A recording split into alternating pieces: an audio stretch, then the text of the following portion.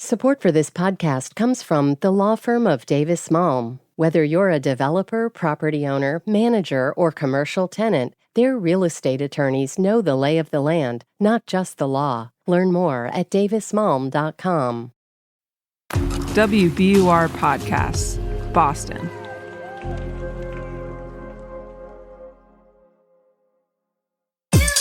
So, Lauren, fellow Black person. Yes. I have a question to ask you. What are you doing on Juneteenth? What's your plans? On Juneteenth, I will be at an all-day block party in Bed-Stuy. This cool DJ I follow. I'm very excited to just celebrate. Who's the DJ? Her name is Lovey. Okay. Yeah, she does those parties called Soul Connection. It's just like a groovy, super good, super Black vibe. So you're going to be vibing out in Bed-Stuy, being all cool. I'm jealous. I'm a little jealous. Pull up. It's a 4-hour train ride. Oh, you make it sound so enticing. Myself, I'm going to be in Philadelphia. Ooh. Just running around the city, enjoying my free Black ass life, you know? That sounds amazing. Having a good time. Yes, as it should be. That's perfect. For real.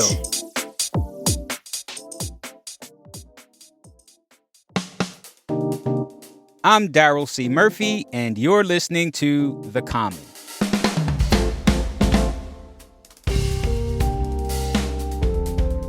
Lauren Williams. Hello. How's it going? It's going well. Good. Good to hear.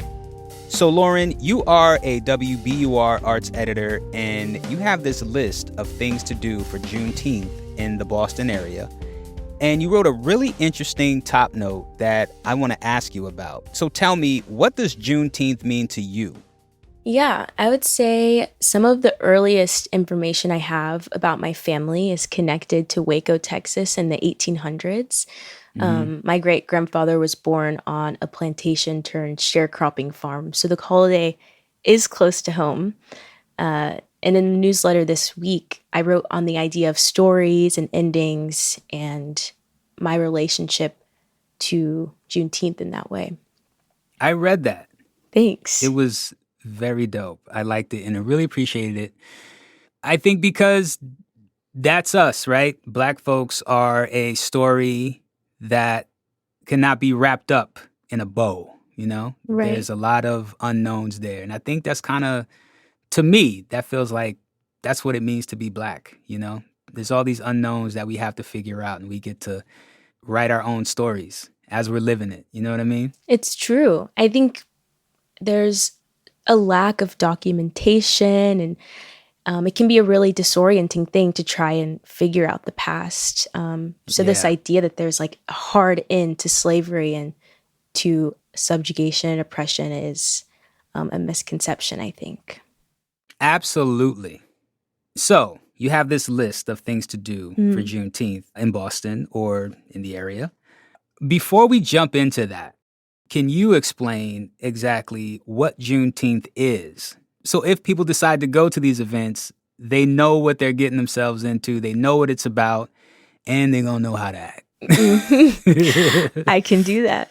So the Emancipation Proclamation was made effective in 1863, but it couldn't be implemented in states that were still under Confederate control.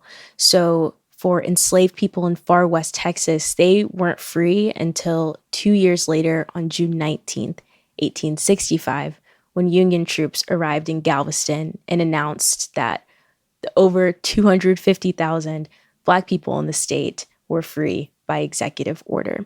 And from there, June 19th became Juneteenth. There it is. So let's get into this list. Okay. Tell me, where's the first place you're taking me? Yeah, so the list was written by our fellow Solon Kellheller. And the first place that's interesting to me is Juneteenth at the Longfellow House. The story of this house is actually pretty interesting.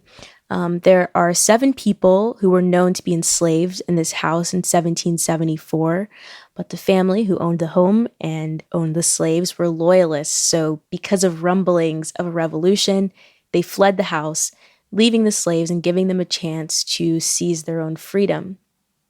Yeah, it's a great story because one of the children of the family went on to become a really committed and prominent abolitionist. So this weekend, there's going to be a community gathering at the home with music, spoken word poetry, speeches. Who's giving speeches? Descendants of the family who were in the home will be giving speeches. Okay, Yeah. nice. And at the end of the event, there will be a screening of the award-winning documentary Descendant. This documentary follows the last ship bearing slaves that came into the United States. There's footage from Zora Neale Hurston, who is a Black American icon. So definitely one to see. Word. And Zora Neale Hurston, to be specific, is a Black American icon who was a writer in the early 20th century, I believe. So yeah, she's dope. All right, so that's Longfellow House, 105 Brattle Street in Cambridge on Sunday, June 18th. Where else we going? Up next, there's a musical performance at the Groton Hill Music Center.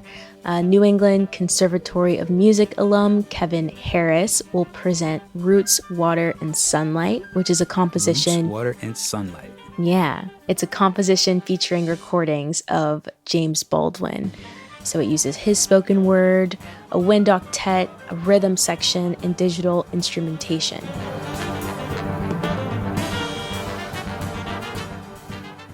You got me at James Baldwin. Yes. I love him. Me I mean, too. how could you not, you know? Yeah.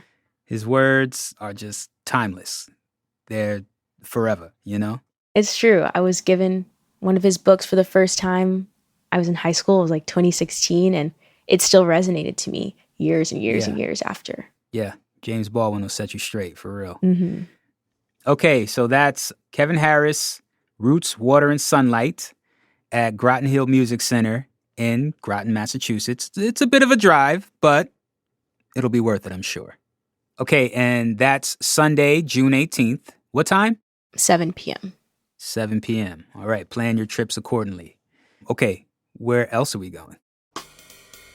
Okay, so the Boston Public Library, all the different branches will be hosting a wide array of events leading up to Juneteenth. On Saturday at the Honan-Allston branch, there will be a drumming workshop for children ages 4 to 10 with Cornell Coley, who's a celebrated drummer, and he links the instrument to healing. And obviously, drums are an important part of Black history and Black culture today.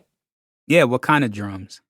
It's for kids, so they'll each have, a little personal drum to hit. I don't think they're going to get a full set. Yeah, they're not getting the whole the Questlove joint, right? Not yet. Maybe if they love it, they can ask their parents. We are banging the drums with our hands, getting out that energy. You might see some parents in there relieving some stress. You never know. I think so. Right? Parents, write this one down. For real. And so that's a drumming workshop with Cornell Coley at the Honan-Allston branch of the Boston Public Library. Yes. And that is on what day again? That is on Saturday, June 17th. Okay, nice.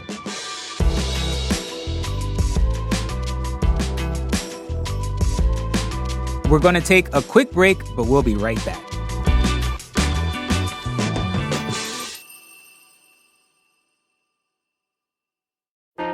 Politics has never been stranger or more online, which is why the politics team at Wired is making a new show, Wired Politics Lab. It's all about how to navigate the endless stream of news and information and what to look out for. Each week on the show, we'll dig into far-right platforms, AI chatbots, influencer campaigns, and so much more. Wired Politics Lab launches Thursday, April 11th. Follow the show wherever you get your podcasts.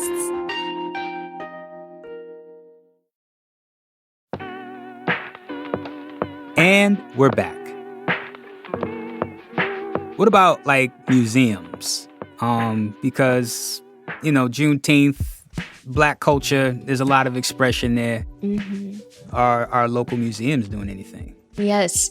If you're into museums, you are in luck this weekend. Almost every big museum in Boston will be hosting an open house.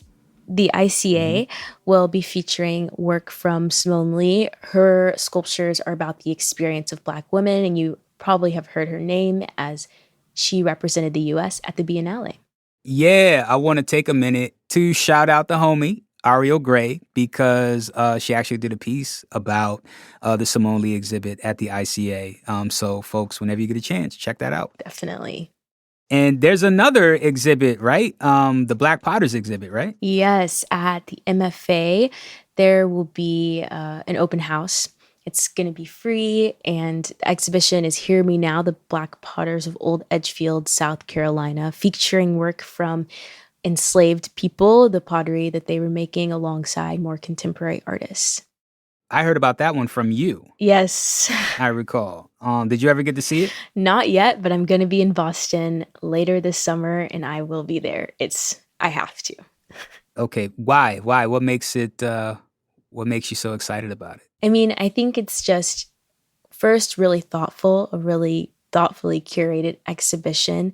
Also, it's exciting for me to think that people whose work was never considered is now on display, and like their true artistry is being shown and represented. So that makes me really excited. Mm-hmm. Okay, so that's 4 things to do for Juneteenth, but there's more on this list. Where can they find the full list? You can find the full list on WBUR under 5 things to do this weekend to celebrate Juneteenth. Check it out. Superb.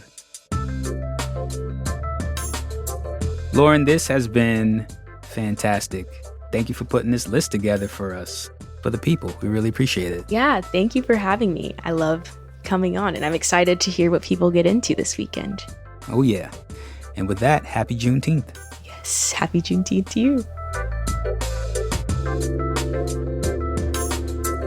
That's WBUR Arts Editor Lauren Williams.